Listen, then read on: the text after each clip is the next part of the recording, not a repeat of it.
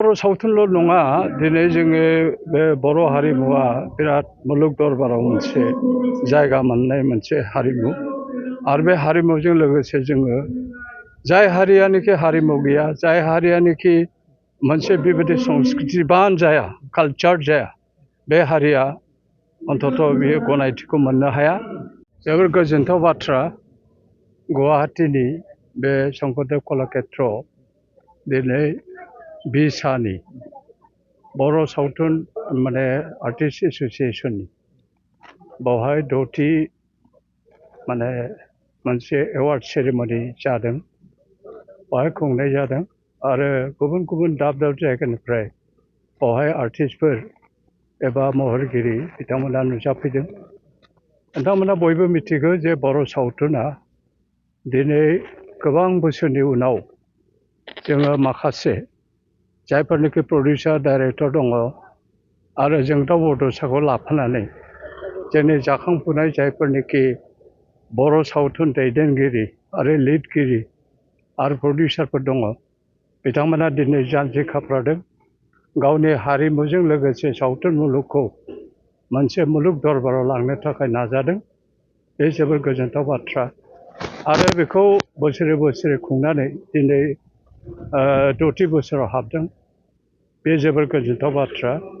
दिनै नोंथांमोना बयबो मिथिगौ जे हिन्दी सावथुनखौ जोङो जोबोर माने एखेबारे गोनांथि हिसाबै जों बयबो नायबोदोंमोन आरो इंराजि सावथुनखौबो जों नायबोदों।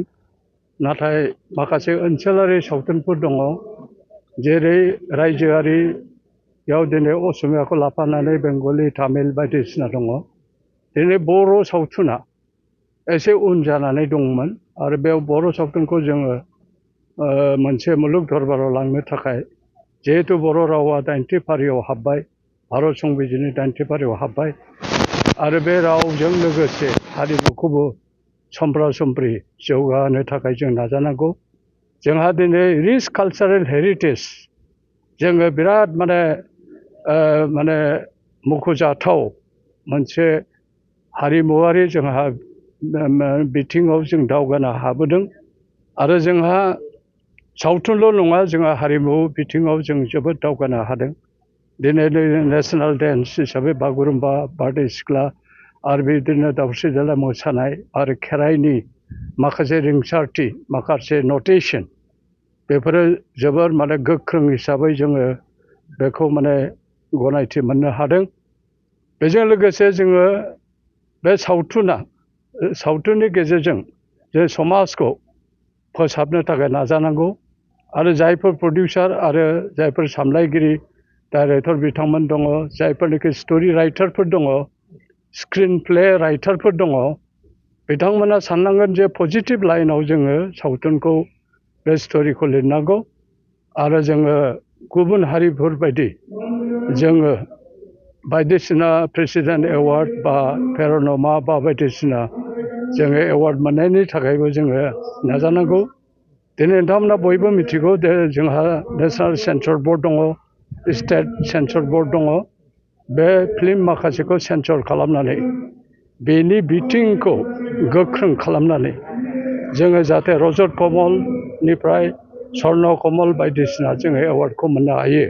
बेनि थाखायनो आङो गासिबो प्रडिउसार आरो डाइरेक्टर आरो स्ट'रि स्क्रिन प्ले राइटारफोरखौ आं खावलायनो लुबैयो जे जोङो अखल माने जोङो रंजानायनि बिथिंखौल' नायालासिनो एन्जयमेन्ट एन्टारटेनमेन्टखौल' नायालासिनो जोङो बर' हिसाबै जोङो बे सावथुन मुलुगखौ जोङो आरोबाव दावगाहोनो हायो नामा बे बिथिंखौ जोङो नायहरनांगौ।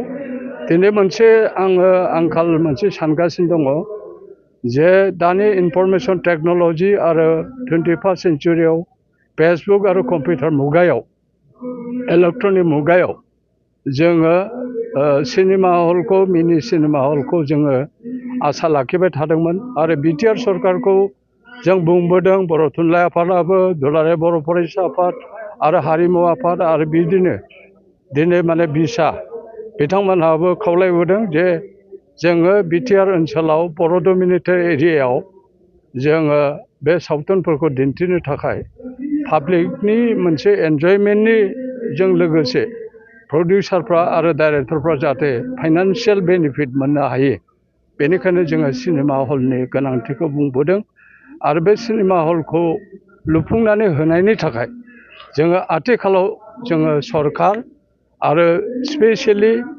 गुबुनै जोङो जर'खायै जोङो बिटिआर सरकारखौ खावलायनांगौ आरो होमब्लासो जोङो बे सावथुननि जिथुनिखि थासारि सावथुननि जिथुनिखि बोहैथि दाहार जों बेखौ गोख्रों खालायनो हागोन।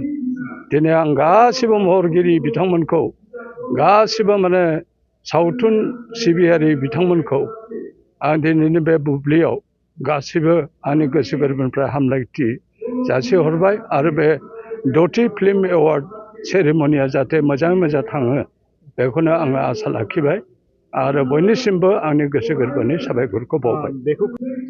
खालि बर' सावथुनल' नङा दिनै जोङो बे बर' हारिमुवा बिराद मुलुग दरबाराव मोनसे जायगा मोननाय मोनसे हारिमु आरो बे हारिमुजों लोगोसे जोङो जाय हारियानोखि हारिमु गैया जाय हारियानोखि मोनसे बेबायदि संस्कृतिबान जाया कालचार जाया बे हारिया अन्तत बियो गनायथिखौ मोननो हाया।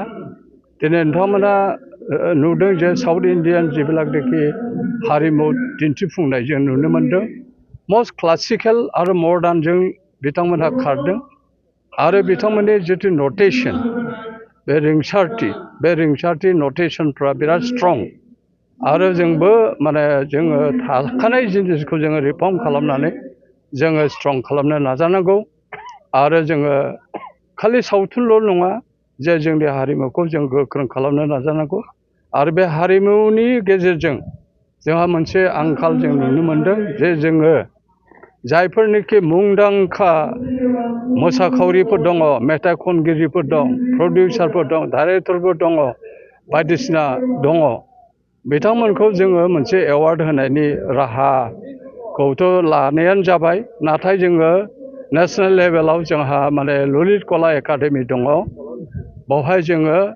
माने बे एकाडेमि एवार्डखौ जोङो संगित नाटक एकाडेमिखौ सानैनि बाहेरै जेरै जोंहा रुंसारि कामिनी कुमार नार्जारी आरो उनाव किरर खाख्लारि बिथांमोननि बादै जों मोननो हायाखै आरो अस्ताद बिस्मिल्लाह खान एवार्डखौबो जों मोननो हायाखै सासेल' मोनदों।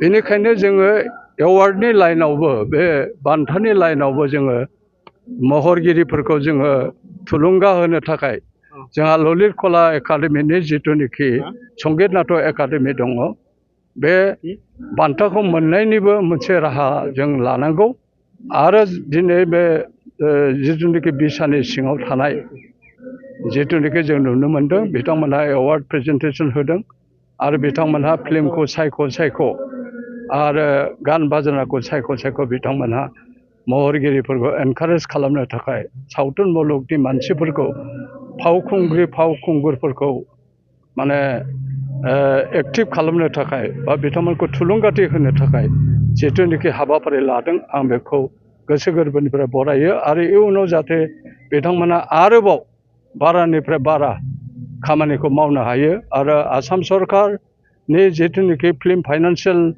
कर्प'रेसन दङ आरो बिटिआर सरकाराबो बेखौ बिथांमोनखौ जाय सावथुननि बेलायाव खामानि मावदों बिथांमोनखौ फाइनान्सियेल मदद राङारि मदद होनांगौ अब्लासो जोङो हयथ' गसंथानो हागोन आरो जोंनि बे सावथुन मुलुग आरो हारिमुवा गोख्रोंनिफ्राय गोख्रोंसिन जागोन।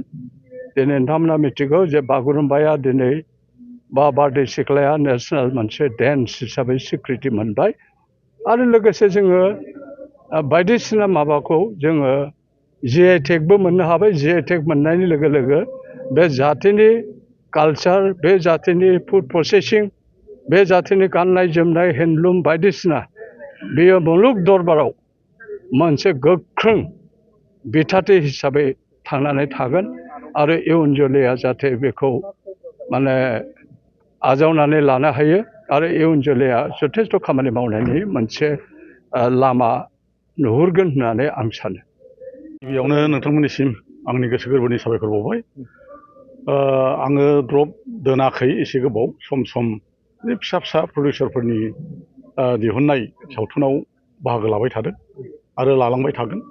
बिसेस आंनि न'खरनि माखासे आंनि जिथु कर्मसारि बा साख्रि मावनाय बे खेथ्रआव आङो गेजेराव द्रप दंमोन आरो समजों गोरोबनानै आङो सावथुनाव बाहागो लानो हायाखैमोन, फाव खालामनो हायाखैमोन। नोंथाङा लासैनो खालामबाय थागोन। आगोलनि समाव मा मा सिनेमा बानायो?